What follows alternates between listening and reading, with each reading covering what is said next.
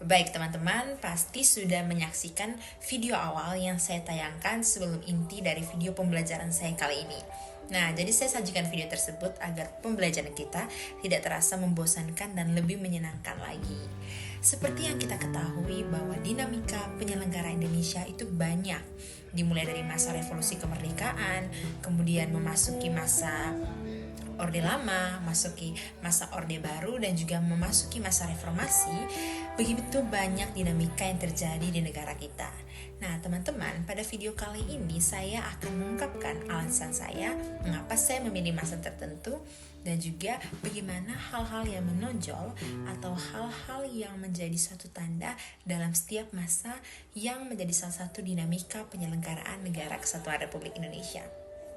Sebelum saya memulai inti dari video ini, izinkan saya memperkenalkan nama saya. Nama saya Maria Patricia Meadur, saya biasa dipanggil Trisa, dan saya berasal dari kelas 12 IP1. Semoga video saya dapat menginspirasi siapapun yang menonton ini. Happy watching and thank you!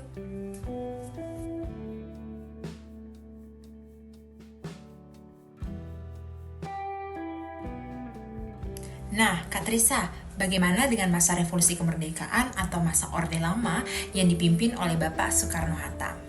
Jadi teman-teman, untuk masa Orde Lama atau masa revolusi kemerdekaan, menurut saya pada saat itu kondisi Indonesia atau kondisi negara kita tidak stabil karena masih begitu banyak ancaman yang datang dari dalam negeri, bahkan dari luar negeri juga.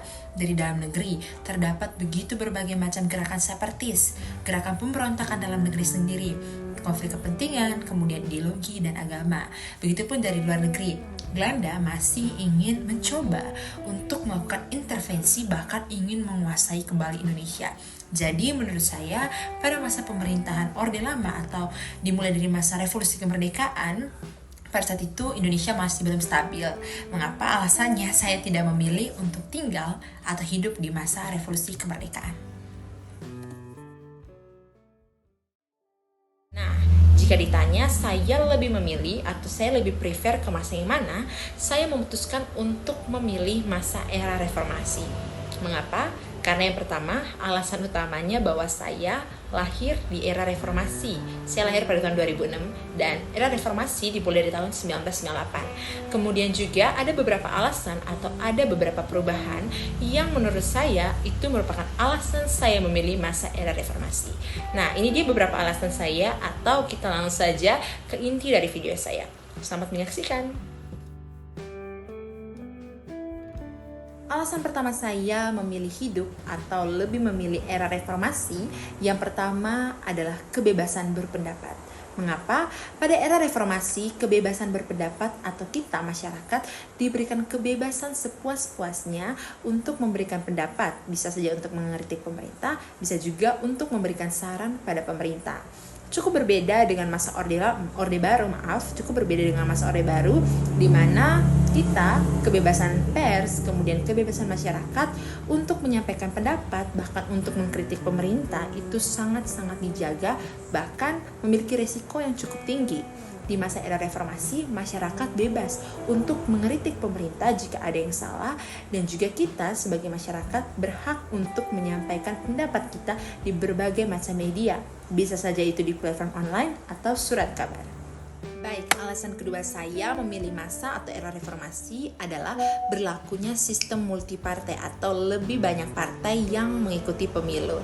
Nah, teman-teman, dengan berlakunya sistem multipartai ini kita bisa melihat adanya perubahan di badan demokrasi di negara kita.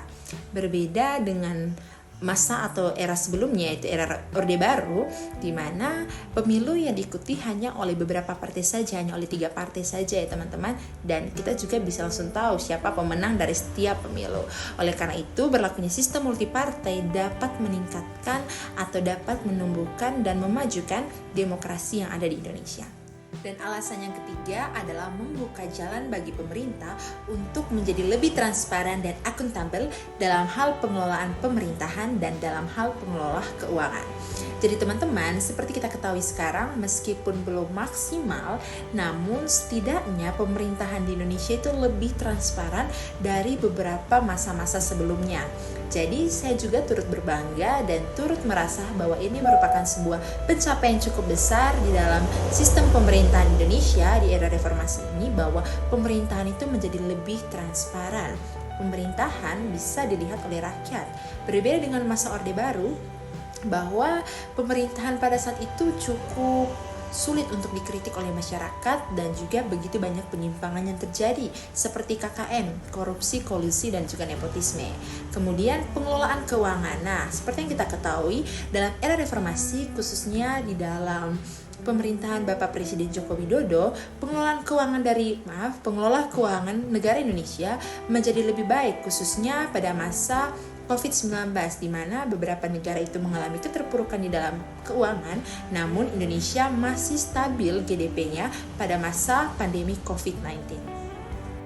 Alasan yang keempat adalah berlakunya pembatasan pada masa jabatan presiden. Seperti yang kita ketahui bahwa pada era reformasi, masa jabatan presiden itu hanya berlaku selama 5 tahun. Jika presiden tersebut ingin masuk atau maju dalam 2 periode, maka masa jabatan hanya dibatasi selama 10 tahun saja, tidak lebih. Nah, oleh sebab itu saya rasa ini merupakan salah satu dampak positif dari era reformasi, karena semua orang akhirnya bisa turut berpartisipasi untuk menjabat sebagai presiden. Dan juga yang pastinya ini berbeda sekali dengan masa Orde Baru, di mana masa Orde Baru presidennya menjabat, yaitu Bapak Soeharto, menjabat sebagai 32 tahun dan tidak memberi kesempatan kepada orang lain. Nah, menurut saya pada masa era reformasi ini membuat demokrasi Indonesia juga menjadi lebih pulih.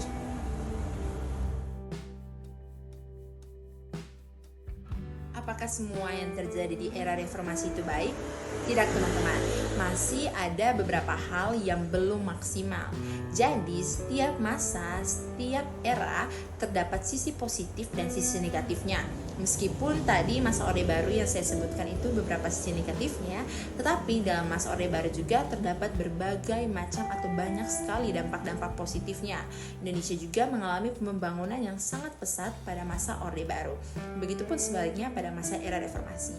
Meskipun ada hal-hal baik, namun ada beberapa hal-hal juga yang belum maksimal, seperti meskipun adanya kemajuan di berbagai macam bidang tadi, yaitu bidang pendidikan, kemudian bidang kesehatan, dan bidang ekonomi, namun di masa era reformasi ini peningkatan pengangguran itu semakin banyak, tingkat kemiskinan juga pun semakin banyak, dan ketidaksetaraan gender pun semakin banyak. Nah, pengangguran seperti ini dapat menghambat proses pertumbuhan atau proses majunya negara. Kemudian, beberapa hal yang belum maksimal dalam era reformasi ini adalah perkembangan ekonomi yang cepat menyebabkan beberapa masalah-masalah lingkungan.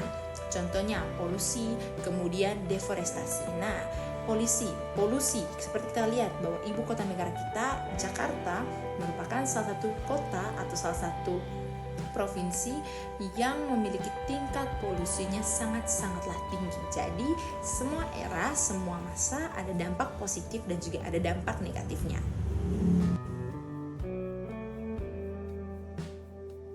Last but not least, ini adalah saran saya. Jadi teman-teman, sebagai generasi muda dan sebagai kunci utama kesuksesan negara ini, kita harus menjunjung tinggi nilai-nilai Pancasila agar tetap menjaga persatuan dan kesatuan bangsa, dan juga agar era reformasi yang saat ini kita sedang jalani dan yang saat ini kita hidup di masa era reformasi dapat berjalan dengan baik menuju Indonesia Emas. Manfaatkan bonus demografi yang kita miliki dan manfaatkan potensi-potensi kita dengan meningkatkan sumber daya manusia dan memanfaatkan sumber daya alam sebaik mungkin agar era reformasi terus berjalan dengan baik. Thank you. Terima kasih semuanya yang sudah menonton video saya. Semoga video saya bermanfaat untuk siapa saja yang menontonnya.